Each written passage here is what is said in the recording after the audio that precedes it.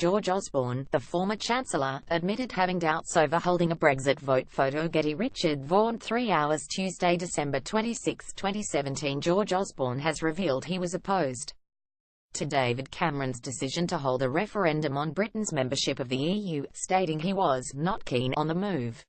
The former Chancellor has also not ruled out a return to frontline politics despite quitting the Commons before becoming editor of the Evening Standard.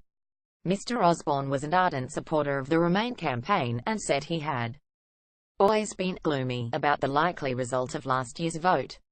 Difficult neighbour. The 46-year-old backed the former Prime Minister's decision to stage a Brexit vote as he did not want to be a difficult neighbour for Mr. Cameron. "I was not keen on having a referendum in the first place, but I chose to be part of the collective decision-making of the government," he told BBC Radio 4.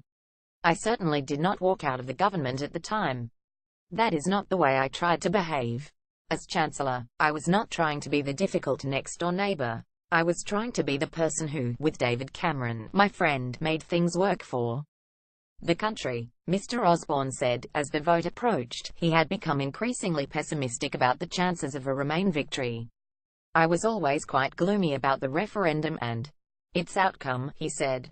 Mr. Osborne, who is now editor of the London Evening Standard, acknowledged his strong support for Remain meant he was a divisive figure within the Conservative Party, but said he had not ruled out a return to politics at some point in the future.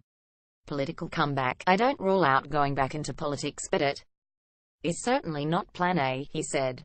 Mr. Osborne said, while he could not see the decision to leave the EU being stopped, there was still scope to debate the terms on which Britain withdraws. "I don't accept that just because we are leaving the EU we have to, for example, leave the customs union or radically clamp down on immigration," he said. In news http://cnews.co.uk